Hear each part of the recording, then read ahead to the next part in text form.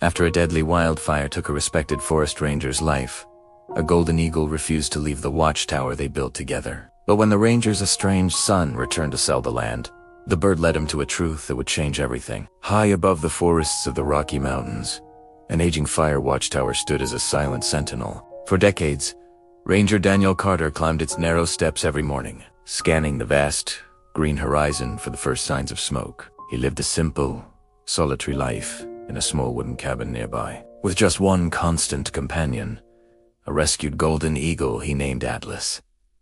Years ago, Daniel had found the magnificent bird tangled in illegal hunting wire. Its wing broken, he carefully nursed it back to health. And though Atlas eventually regained the strength to fly, it never truly left. The eagle made the tower its home, always returning to Daniel's side, a feathered shadow against the endless sky. They were a team, two guardians watching over the wild. Then came the fire. A sudden, violent lightning storm ignited miles of dry forest, and the flames spread with terrifying speed. Daniel stayed behind, a lone figure coordinating evacuations over the radio. He guided lost hikers to safety, directed campers away from the fire's path, and helped his fellow rangers find clear routes out.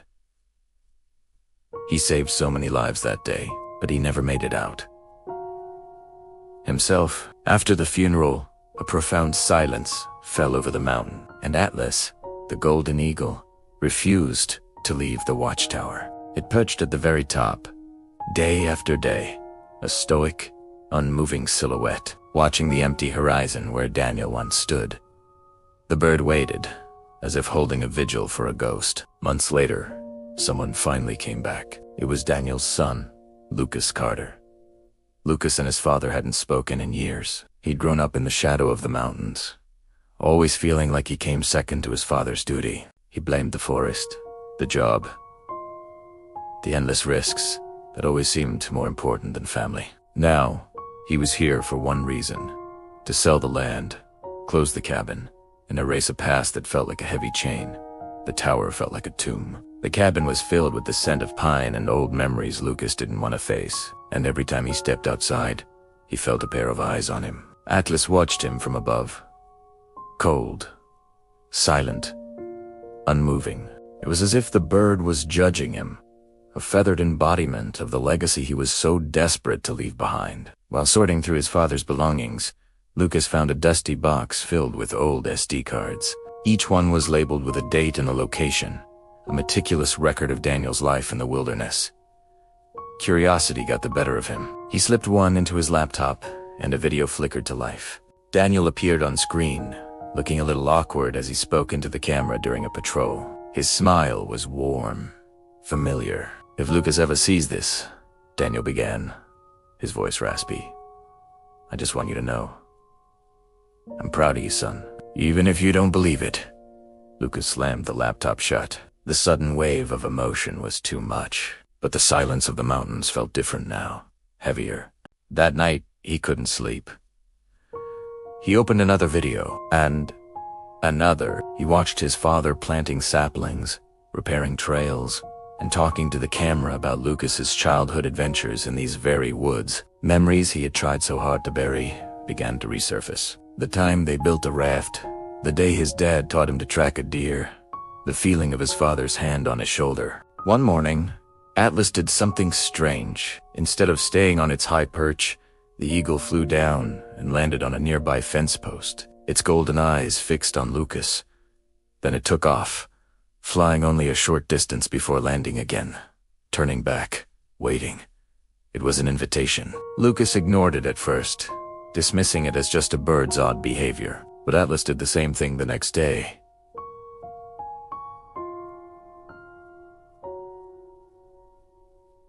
And the next. It was persistent, patient, deliberate. Finally, Lucas gave in. He grabbed his coat and followed. The eagle led him away from the tower, deep into a quiet, secluded hillside that had been miraculously untouched by the wildfire. There, stretching across the slope, were rows upon rows of young pine trees. Each one had a small, weathered tag tied to its branches. Lucas knelt down and touched one of the faded markers. He recognized the handwriting instantly. It was his own, from when he was a boy. The memories came rushing back, not as faint whispers, but as a powerful, overwhelming flood. He and his father had planted these trees together years ago, during volunteer conservation days he had long forgotten. He remembered the laughter, the dirt-covered hands, the pride in his father's voice as he taught him how to care for something that would grow long after they were gone. Lucas dropped to his knees in the soft soil. For the first time since he'd arrived, he cried, not from anger or resentment, but from a profound, heart-wrenching regret. He finally understood. His father hadn't chosen the forest over him. He had been trying to share it with him. Lucas canceled the sale. He couldn't sell this land. It was a part of him. Instead, he reopened the old ranger station, transforming it into a wildfire education and training center for local communities and young volunteers, a place to honor his father's life's work. He restored the tower, repaired the trails, and began planting new trees, continuing the cycle his father had started. The opening day was bright and clear. Firefighters, families, and Daniel's former colleagues gathered to celebrate the new center. As Lucas stood to give his first public speech, sharing stories of his father, he looked up. High above the tower, Atlas was circling. The eagle soared higher than anyone had seen it fly since Daniel's death, catching the updrafts with effortless grace. Then, without hesitation, it tilted its wings and flew far beyond the mountains, disappearing into the vast, open sky.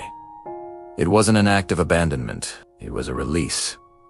Its vigil was over. Today, the Carter Wildfire Education Center trains hundreds of volunteers every year. The hillside of pine trees continues to grow, a living monument to a father's love. And sometimes, during the quiet moments of sunset, a lone golden eagle can be seen circling the tower once more, not as a guardian of grief, but as a silent, powerful reminder of second chances. Healing often begins when we finally face the memories we've tried to run from. If you were given one last chance to continue someone's legacy, would you take it? Thank you for watching. If this story touched you, please like, share, and subscribe for more content that inspires.